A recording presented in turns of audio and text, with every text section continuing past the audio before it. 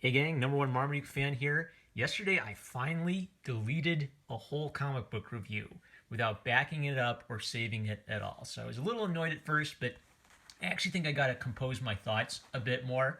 And this is going to be a true East meets West, where I get to repeat my thesis that if you read manga, you should read Western comics. And if you read Western comics, you should read manga. These are two absolutely solid, simple, straightforward adventure stories.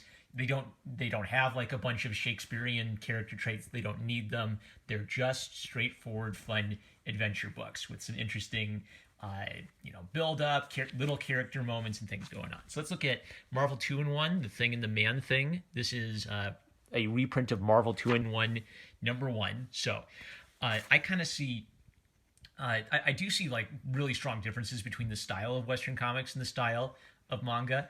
But if it's sort of like if you zoom out, you can see how they influence one another. Like Jack Kirby is like a really important figure in the history of comics. So if you're into manga, you should check him out. But this one is written by Steve Gerber, Gil Kane penciler, and Joe Sano inker. And part of my whole point is these aren't like masterworks. These aren't things I put in the like high canon of great comics everyone should read.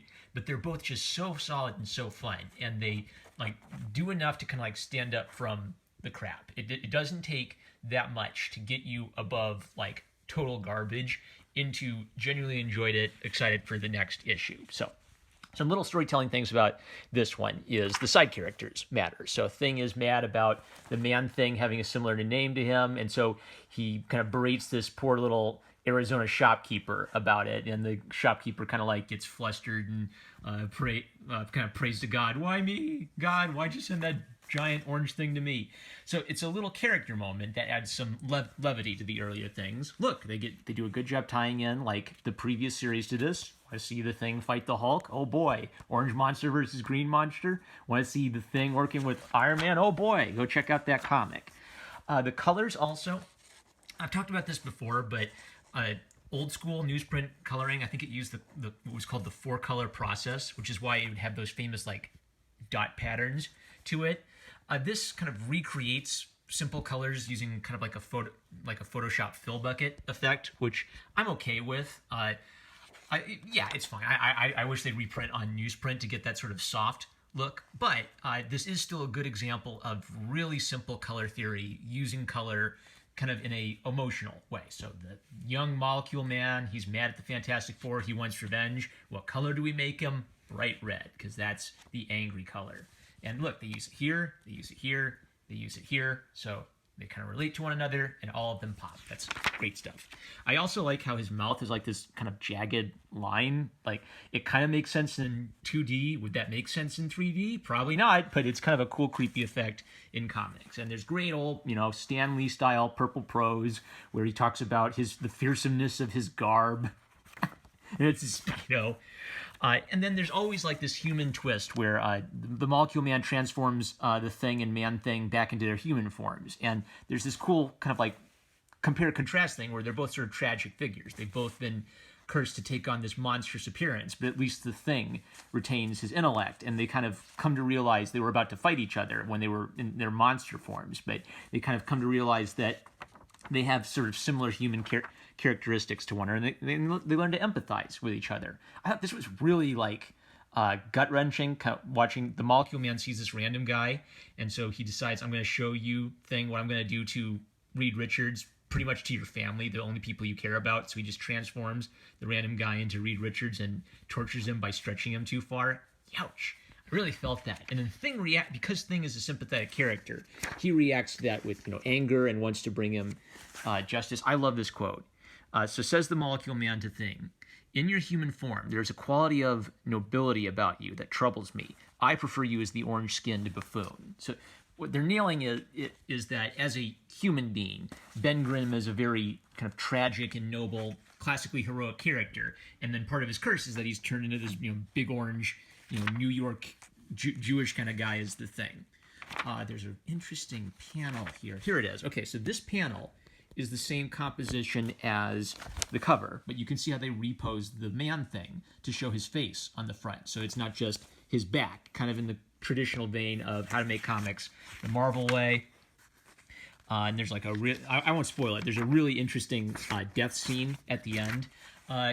Kind of makes me wonder, like, is Thing the kind of guy who would help a bad guy? It's sort of like that classic Batman Begins scene where Ra's al Ghul's on the train and Batman says, I won't kill you, but I don't have to save you either. Is Thing the kind of compassionate guy who would spare an evil guy who was planning to kill his entire family, or would Ben be the kind of guy to say, I don't have to save your life if you're gonna kill everyone?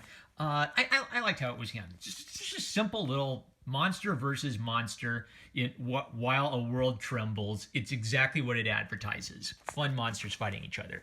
Gun Gale Online is a similar thing. I have had this for months from Loot Anime, and I've never read it because I get hives at the thought of Sword Art Online. I thought briefly about watching Sword Art Online when it first got popular, and I remember my college anime club, we either picked like Soul Eater or Fairy Tail to watch instead. And then the next I heard about Sword Art Online was everybody doing think pieces about how the main character is a Mary Sue. So I've just been avoiding it.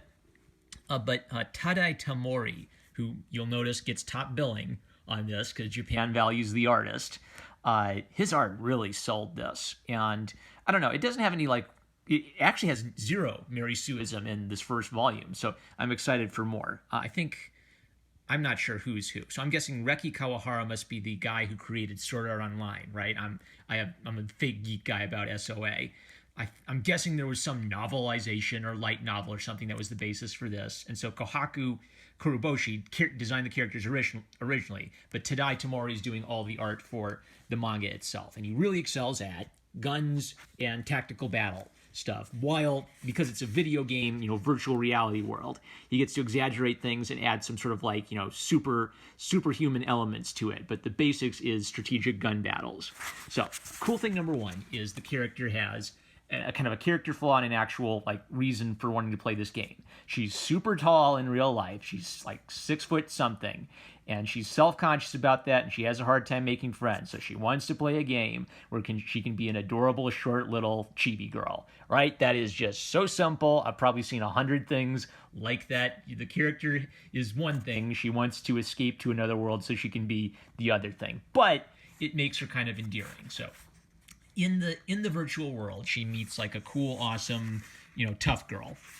And at first I was thinking, okay, is this going to be like a sisterhood gamer girl thing? But it actually goes in an interesting direction. So she fights a big, strong guy, and that's kind of a good chance to show, hey, she's super fast, and she can hop and skip around really fast and be agile, and she's a small target. And so she fights a big, strong guy who can take a lot of bullets and has a giant shield and is super strong. He whips her around. Like, her plan doesn't work at first. She tries to sneak around behind him and combat him, and he's seen stuff like that before. So she's not instantly good at the game and leap, even though she has this potential. So her cool gamer girlfriend with the tattoos, she's apparently rich. We don't know that much about her in real life, and she's a little creepy. And so she kind of sets up to have, what's her name? Her name is Yen, I think. It's like Llen, because it's not quite, it's like the Japanese equivalent of the letter L or the letter R. So Len gets teamed up with M here, who's like the opposite of her. She's a teeny tiny little girl in the game. He's a big, strong, buff, like 7 foot something dude in the game. And so I love how she's like consistently nervous and not quite sure if she's up to this. And then every time she's like, she's tested and she's trained and she endures difficulty. So M clearly is very knowledgeable of real life combat. And so all of this is just her learning all of this interesting stuff about, close quarters combat, long distance combat, how to spot gun sounds. It's just interesting little, even though it's a fantasy, it's interesting little details that give it the flavor of real life. And as soon as they're in their competitive fight, she's scared. She doesn't want to die. Well, you won't die in real life, but it hurts to get killed in the game. So she doesn't want to get hurt. And there's this interesting thing where one of the team's really incompetent and they just blast a lot of machine gun fire, and then the other team is really competent and they understand how to do legitimate tactics, like sniper fire to pin someone down, use terrain to cover you. So the idiots, who just sit in one spot and blast machine gun fire, spoiler alert, they get blasted away by one of the other teams. And then the setup is now poor little Len and M, just the two of them have to fight 6 guys who clearly have the equivalent of special forces training. Oh, I got rid of it. There was a page that showed all the characters, and I thought it was interesting because you can just sort of tell by looking at them. All right, so big team of guys grinning confidently, so that means they're going to get blasted away. They're obviously like not that tough. Team of guys all in uniform outfits. So these are the cool sniper guys with actual military training. And the clue is that they're all uniform. You don't look at them as individuals. You look at them as a team, and you think of them as a team. So that's like a character's design clue that hints at like the style of fighting. These guys don't show up yet, so I'm interested. It's just a lot of fun. Okay, and concept art. I love looking at concept art. So these are, even though the character designer is Kohaku Kuroboshi, they show all of Tadai Tamori's character designs, because I guess he had to kind of like get the feel for it and figure out how to draw it, right? So he's got the final design, which is just like clean line art. The initial design, it's almost identical, it's just a little sketchier, and he's kind of thinking about, you know, her jumping and her agility a little bit. I think he uses Photoshop in layers, so he'll do that layer, and then he'll do like the details and the backpacks and things on top, and he'll actually like do the arms and the guns on top. I thought that was interesting. I'm kind of a traditional guy only, so thinking about layers that way kind of still weirds me out. I like to have like a single sheet of paper. And look, like Pitohi, she's got like kind of like this cool contrapposto to her. She's got some cool like lines and belts on her that help you divide her character design into midsections. I dig it.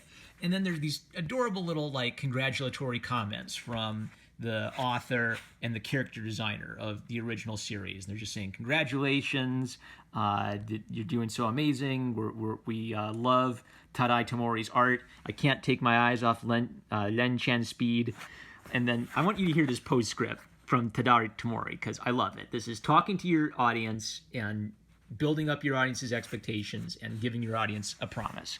I'm pretty sure that I'm new to just about every reader of this book. My name is Tadai Tamori. Through a number of very fortunate circumstances, I got the job of drawing this manga. There's a lot of pressure working on such a big-name title, but knowing I get Shigasawa-san's thrilling writing and Kuroboshi-san's cute characters to work with is a big help.